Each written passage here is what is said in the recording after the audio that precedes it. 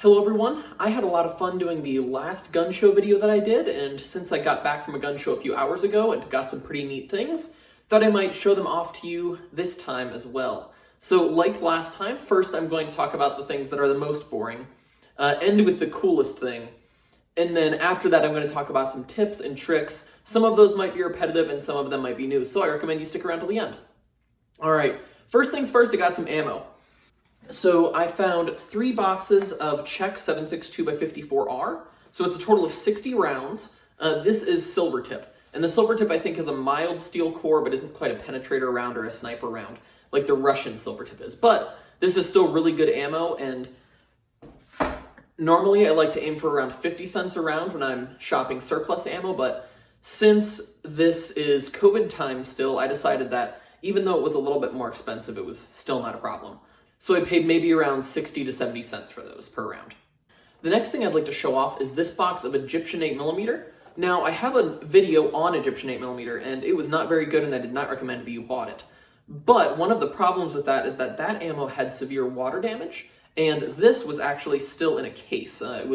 Probably wasn't sealed then, but he had the whole case of it. So I bought just 20 rounds off of him, because he was charging 50 cents a round, and I didn't know if this ammo was good or not. But if it turns out to be good after I shoot it, maybe I'll be going back and trying to buy some more off the same guy. But expect a video coming on these soon. Egyptian 8mm that's not in terrible shape. All right, next thing's up. I got 2 bags of 100 rounds of 22 each, and he charged $10 for these. They are federal. He actually had $12 written on the label, but I had already bought the last item that we're going to talk about. So because I had already bought that, I only had $20 left in cash. So I offered him the 20 for the 2 bags of this, and he said yes. So then I got 200 rounds of 22 long rifle. He had more, but this is what I was looking to pay for right now. One of the things I talk about in my video on surplusing on a budget is if you can't afford or don't live in a place that lets you collect guns, you can collect other things, and one of those things is bayonets. So I got 2 bayonets this gun show. We'll talk about this one first. This is a Lee Enfield bayonet that will fit my Ishapore 2A1. This is DP marked, or drill purpose marked, meaning that it was associated with a rifle that was taken out of military commission, out of usable service. So that's what this white paint line on there means, and it is fully functional. I still need to clean it, but this will be pretty useful. I can slap on the end of my rifle, and I like bayonets. I think they're fun.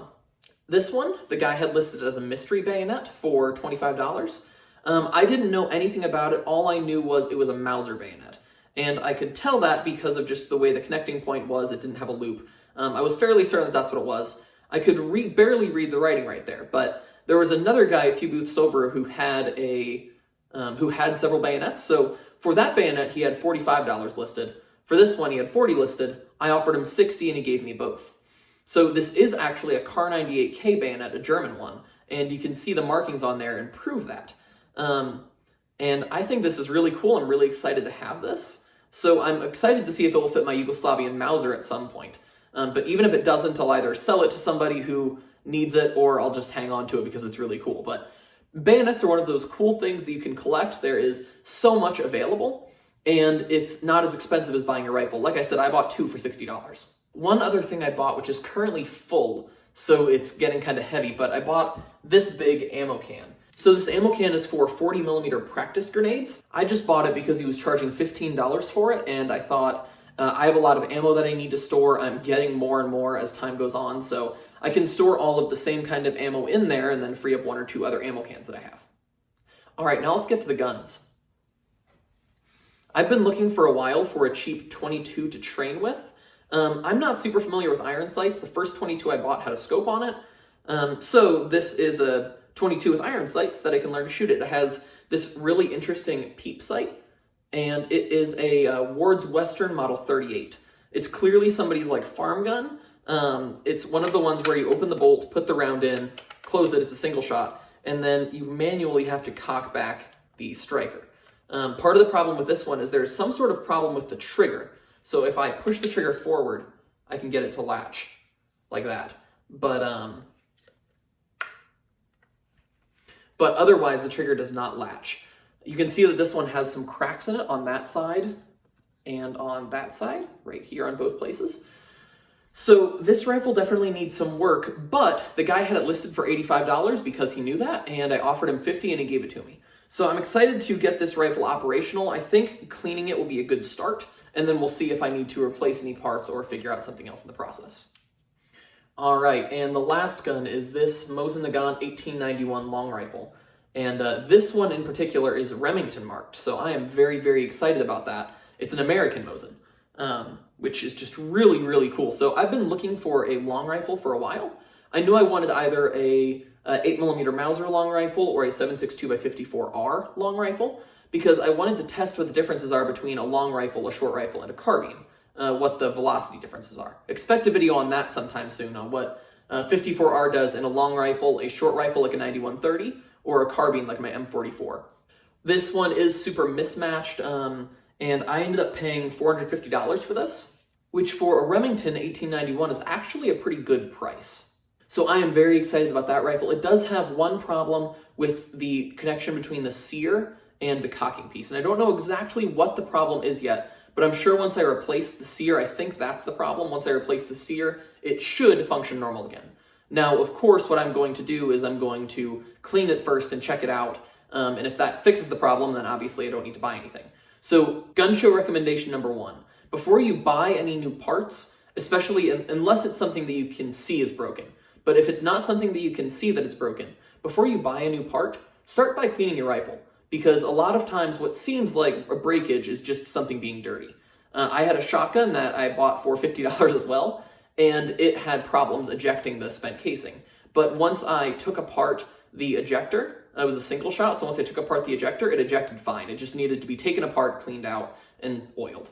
Piece of advice number 2, if you have friends who are going, make sure you have their phone numbers and make sure they have your phone numbers. So the way I found the 1891 was I had gotten there and I was just walking around a little bit, and one of my friends called me and he said, "Hey, are you here?" And I said, "Yeah." And he said, "So this guy has a Remington 1891 450. If you don't buy it, I'm going to." So I went there and I talked to the guy. He knew that it was something I was after, so he let me take it. And then while I was walking around, I saw a Danish Krag for a pretty good price. So I let him know about that, and he bought a new Krag as well as some other things. So if you have friends, take them with you, possibly walk around together, possibly walk around separate, and be chill. If they want something and you want something, don't ruin a friendship over it. Now, last time I gave the piece of advice that it's good to walk around and see everything before you make any purchases. However, with this rifle, I broke that rule. These types of guns are highly sought after, especially at the price point it was at. American-made firearms and Mauser Nagants are both pretty highly sought after, so an American-made Mauser Nagant is going to be very highly sought after. While I was walking around with this rifle, I had so many people asking me how much I would sell it for. Because oftentimes people will bring guns to gun shows to sell, not just to buy, and so a lot of people thought I was trying to get rid of it. Since I wasn't, I kept it and held on to it, but because I bought this right away, if I would have gone back later, it might not have been there anymore. Another piece of advice is bring more cash than you think you will need. I just went to my bank and got $500 out, and after I bought the rifle, I was basically all out of money. So I had to take that home, go back to the gun show, and then with some more cash after I'd gone to my bank. Another thing is understand the market around you. Right now, the market around us is COVID times. So I bought some things for a little bit more than I would have bought them if it wasn't during COVID, like the 7.62x54R or the 22 long rifle. I might not have been as willing to spend money on those things, but since it was there and since it wasn't too outrageous in price, I decided just to go for it. Sometimes that will change based on your location. So I'm in Nebraska and we have a lot of cowboy guns. When I was in Iowa, we did not have as many cowboy guns, but out here we just get a lot of cowboy guns. So those things are just a little bit different than some of these types of things. The military rifles out here aren't necessarily as cared for as the cowboy guns, so sometimes the price is lower, and that's kind of nice. Another big reminder that I talked about in the last video is know your stuff because the person who is talking to you doesn't know theirs. So the 7.62x54R I bought, the guy thought that it was silver-tip Russian. And silver-tip Russian ammo is more valuable than silver-tip Czech ammo.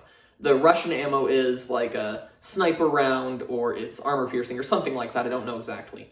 But because it has that status, it's more valuable than something like this, which is really just standard ball with a mild steel penetrator. I don't think I have anything else that I need to say, so I want to say to you guys, thank you guys so much for watching this video. Thank you for supporting the channel. And one of the things that this rifle will enable me to do is to do some testing with 7.62x54R that I didn't quite feel right doing with my M44. So if you are interested in seeing that, subscribe, and I will see you guys later. Goodbye.